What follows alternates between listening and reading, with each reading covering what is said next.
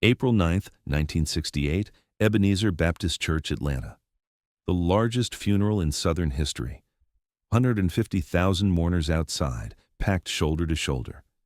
Coretta Scott King sits in the front pew, 4 children beside her, cameras broadcasting to 120 million viewers worldwide.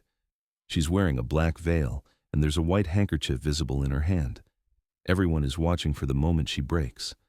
Mahalia Jackson is singing, her voice trembling with grief, the crowd weeping openly. Coretta's face, still, composed, eyes forward. The reverends are exchanging glances. Something's wrong. The nation expects a widow's tears. What they're getting is marble silence. Then Coretta stands, walks to the pulpit, and what she does next makes 150,000 people cry instead of her. The mystery nobody solved that day. What was she holding inside? What promise was she keeping? And why did her strength break everyone else? April 4th, 1968, 7:05 p.m. Coretta Scott King is in her Atlanta home when the phone rings. She's folding laundry in the living room, the television on low in the background. Her 4 children are scattered throughout the house.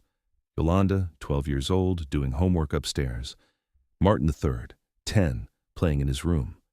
Dexter, 7, and Bernice, just 5, watching cartoons. The voice on the other end is shaking. "Mrs. King, your husband has been shot in Memphis." She doesn't scream, doesn't drop the phone. She asks very calmly, "How bad is it?" The voice hesitates. That's when she knows. She places the receiver down gently, walks to the stairs, calls the children. They come running. She sits them on the couch, all 4 in a row, and tells them, "Your daddy's been hurt. We're going to Memphis, and we're going to be strong." She walks to her bedroom, opens the top drawer of her dresser. Inside is a white handkerchief, perfectly folded. The same one Martin carried through every march, every protest, every arrest. She picks it up, holds it to her chest, remembers a conversation from 3 weeks earlier. Martin, sitting on the edge of their bed, exhausted from the Poor People's Campaign. "If they kill me," he'd said, "don't let them see you." Destroyed. She'd promised. Now, staring at the handkerchief, she understands what that promise really means. March 1968. The King home in Atlanta, late at night. Martin is pacing the bedroom floor, hands behind his back. Death threats have been arriving daily. The FBI surveillance is constant, clicking on the phone line, cars parked across the street. Coretta watches him from the bed. He looks older than 39. The Memphis sanitation strike is pulling him away again, and he's exhausted. He sits beside her, takes her hand. "I won't make it to 40, he says quietly. She protests immediately, tells him not to talk like that. He holds up a hand. "Listen to me, Coretta. Time par certainty elves. When it happens, you have to carry this forward. The movement doesn't stop because I'm gone." She's shaking her head, tears starting, but he keeps going. "Don't collapse. Don't give them that satisfaction. Don't let them see a broken woman." He reaches into his jacket pocket, pulls out the white handkerchief he always carries.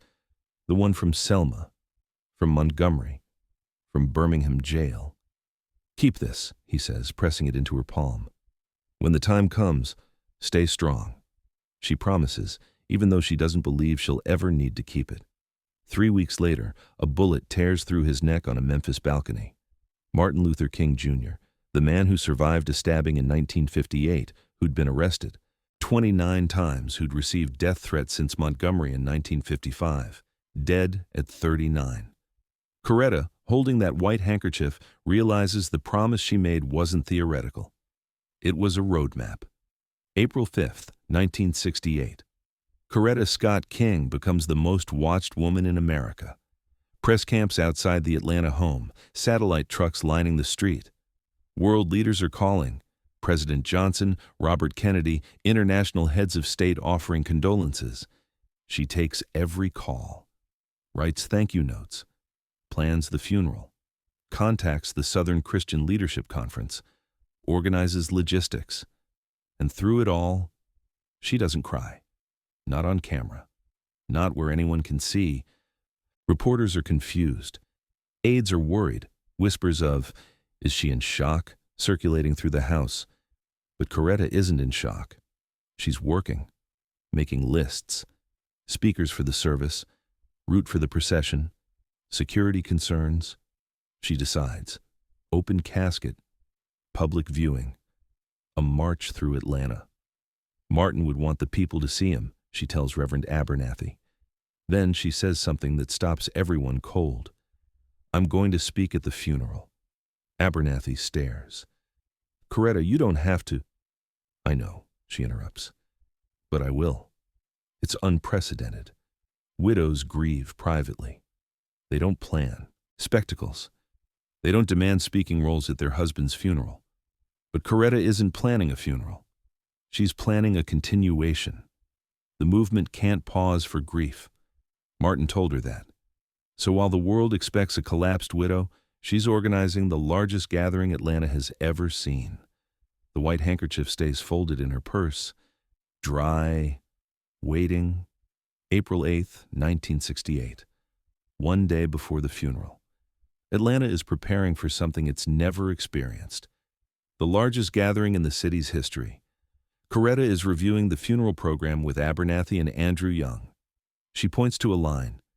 After Mahalia Jackson sings, "I speak." Young shifts uncomfortably. "Coretta, are you sure? The pressure, the cameras, you might break down. It's okay not to risk it." She looks at him directly. "I won't break." She's holding the white handkerchief, folding and unfolding it. Martin knew what he was asking. "I know what I'm doing." The logistics are overwhelming. Ebenezer Baptist Church holds 750 people. The overflow at Morehouse College can handle 5,000. Initial estimates predicted 50,000 mourners. By tonight, it's clear 150,000 are coming. Maybe more.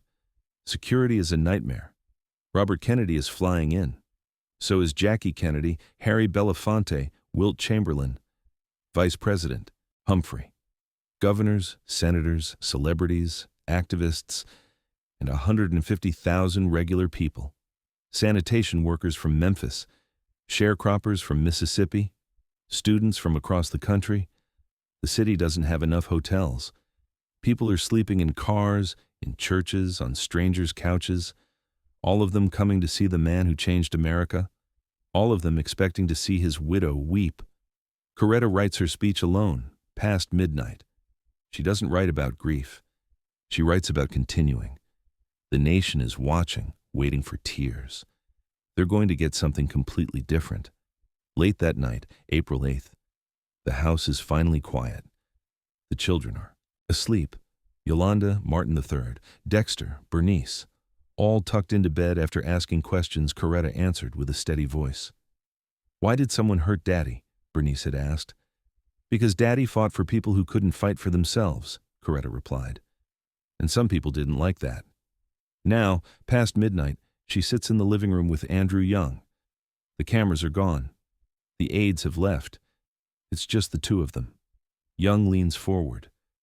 "Coretta, it's okay to fall apart now. No cameras. Just us. You can let it out." She looks at him, holds up the white handkerchief. "I can't. I promised him." Young goes quiet. Then he says something that changes everything. "He talked about this, you know, about what would happen if they killed him." Coretta sits up straighter. "What did he say?" "He said you were stronger than any of us, that if something happened to him, you'd know what to do, that you'd keep going when the rest of us couldn't." Young's voice cracks slightly. He said, "Coretta won't let them see her destroyed. She'll turn grief into fuel." Coretta stares at the handkerchief. Martin had known. Not just predicted. He'd known. The assassination wasn't a surprise to him. The question was never if, but when. And he'd prepared her. Not with instructions, but with a promise. A promise she now understands completely. Tomorrow, 150,000 people expect to see a widow broken by grief. Martin knew better. He knew exactly what she'd do. April 9th, 1968. Morning. Sisters' Chapel at Spelman College. The viewing begins at dawn. Martin's body lies in an open casket, and the line of mourners stretches for miles. 60,000 people will file past today. Coretta stands beside the coffin, not sitting, not resting, standing, greeting every person who comes through, hour after hour. Her hand extended, her voice steady. Thank you for coming. Martin appreciated your support. The white handkerchief is visible in her left hand, folded, unused. People are weeping openly. Elderly women collapsing. Young men with tears streaming down their faces. One woman faints, overcome with grief. Coretta helps her up, makes sure she's okay, then returns to her position. A reporter from the New York Times watches, takes notes. She's not receiving comfort. She's giving it. It's true. The widow is comforting the mourners. Hours pass. The line doesn't stop. Police estimate the crowd is bigger than anyone predicted. The streets around Spelman are filling beyond capacity. Tens of thousands still waiting to get inside. And through it all, Coretta stands. The handkerchief in her hand never touches her eyes, never wipes a tear, because there are no tears to wipe. Not yet. Not where people can see. Some in the crowd whisper, maybe she cried earlier, before we got here. But the aides know the truth. She hasn't cried at all. Not since Memphis. Not since the phone call. The promise is holding. But the real test is coming. In 2 hours, the funeral begins. And she's still planning to speak. 10:30 a.m. The procession begins. From Spelman College to Ebenezer Baptist Church, a distance most would drive. Today, they're walking. Coretta sits in the lead car with her 4 children. Dexter, 7 years old, is crying. She holds him close. Daddy wants us to be brave, she whispers. Can you be brave for Daddy?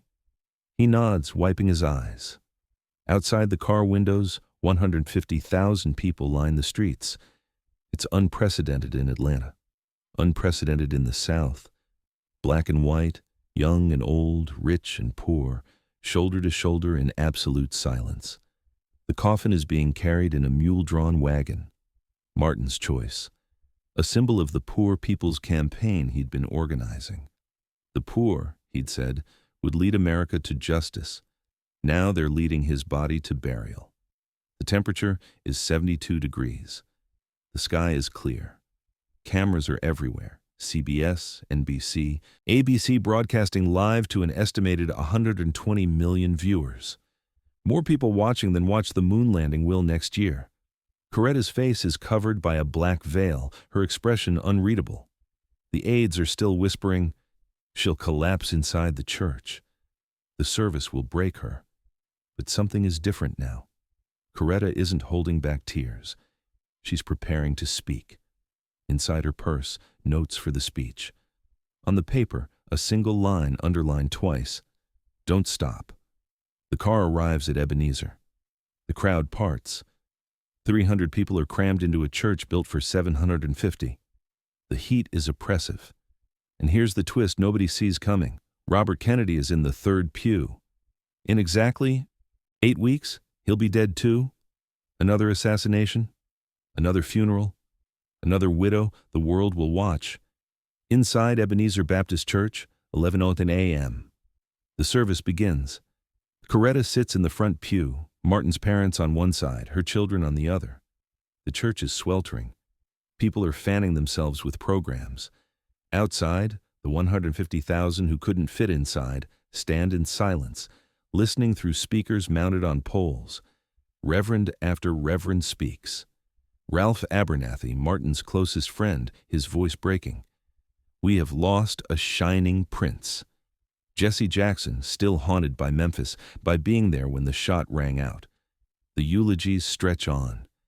Every speaker fighting. Tears. Every word heavy with loss. Then Mahalia Jackson stands. The greatest gospel singer alive. Martin's favorite.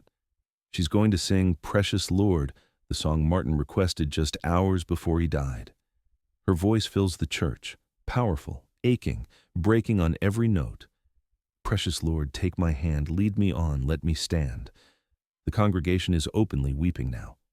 Mahalia's voice cracks. She steadies herself, continues. I am tired, I am weak, I am worn. The entire church is sobbing. Outside, the 150,000 are crying. On television, reporters are wiping their eyes. Inside that church, there is not a dry eye, except one. Coretta Scott King sits perfectly still, the white handkerchief folded in her lap. Mahalia finishes, sits down, covers her face. The church is drowning in grief. Cameras zoom in on Coretta's face, searching desperately for tears. The nation is confused, stunned. Why isn't she crying? Is she frozen? In shock. They don't understand yet. She's not frozen. She's waiting. Waiting for the exact right moment. The moment Martin prepared her for. Mahalia Jackson sits down. The church is silent except for stifled sobs. Reverend Abernathy steps to the pulpit. His voice is thick with emotion. We will now hear from Mrs. Coretta Scott King. Time B.5s, gasps throughout the church. This wasn't in the program. Outside, the murmur of 150,000 people goes silent.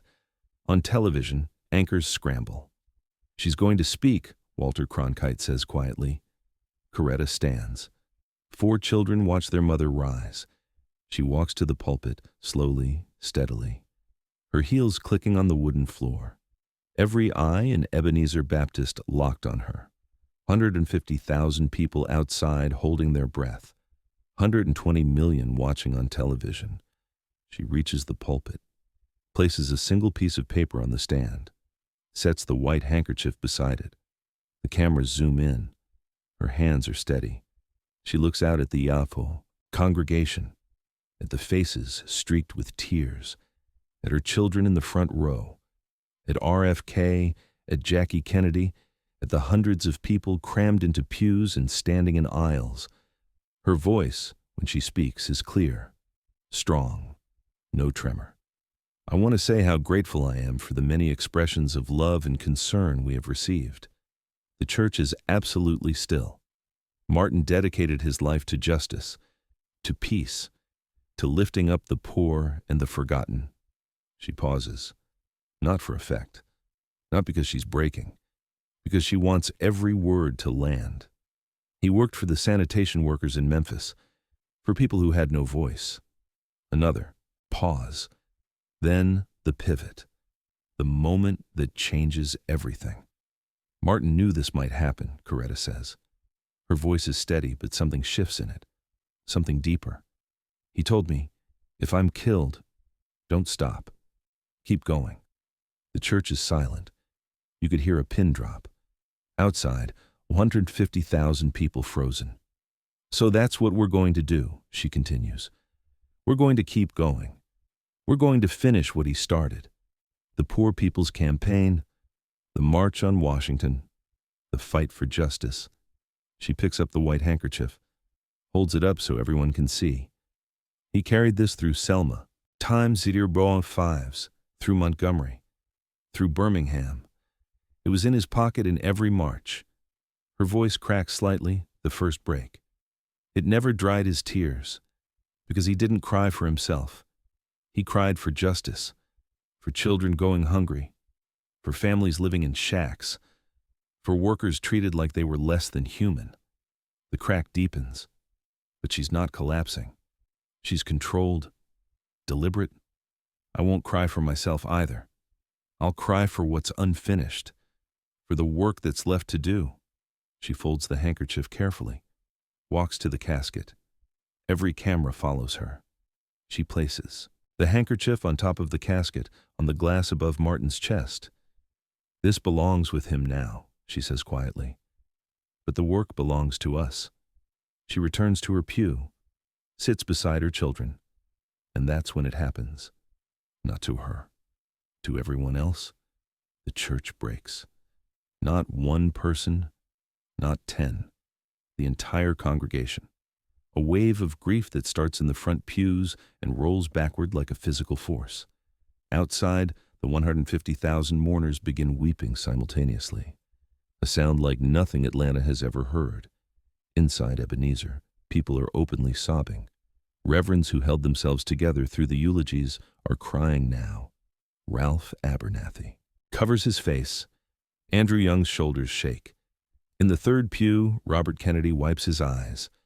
Jackie Kennedy, who buried her own husband 5 years ago, is trembling. Harry Belafonte, Wilt Chamberlain, celebrities and activists and politicians, all of them crying. The reporters who maintained professional distance are crying on camera. Walter Cronkite removes his glasses, clears his throat. But Coretta sits perfectly still, composed. Her promise kept. And here's what nobody understood in that moment. She didn't need to cry. Her strength, her impossible marble strength, broke everyone else. The widow who wouldn't weep made the world weep instead. It wasn't coldness. It wasn't shock. It was the most powerful eulogy ever delivered. Delivered without saying a word about her own pain. Delivered by showing them what Martin had asked. Don't stop. Keep going. Turn grief into fuel. The discovery that 150,000 people made that day. Her composure was the message. Her refusal to collapse was the sermon. She didn't need tears to honor Martin. She needed to prove that his death wouldn't destroy the movement. And in that moment, she proved it. After the service, the procession continues. 3.5 miles to Morehouse College. 50,000 march. Coretta at the front, children beside her holding Bernice's hand. No tears. Head high. They arrive at Morehouse for the second service. Time 0.5s. Coretta speaks again, voice stronger. This is not the end. This is the beginning. Within days, she becomes the face of the movement, leads the Poor People's Campaign to Washington in May, speaks at rallies, organizes marches. The widow who was supposed to disappear into grief becomes a leader instead. But there's a cost. 4 children need a mother. The world needs a symbol. At night, alone, the weight is crushing. During the day, in public, the promise holds. The handkerchief is gone, buried with Martin. But the promise remains. Months later, Coretta returns to Memphis. No cameras. No press. She stands on the Lorraine Motel balcony, room 306, where Martin fell. She's brought a white handkerchief, not the buried one, but a new one, identical. She places it on the railing at the exact spot. And here, finally, alone, she cries. For the man she loved. For the father her children lost.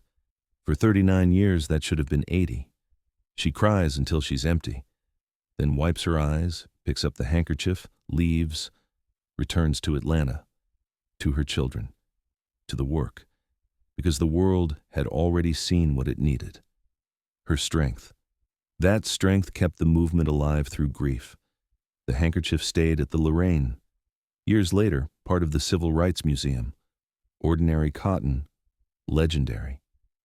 Meaning, the widow who never let them see her destroyed.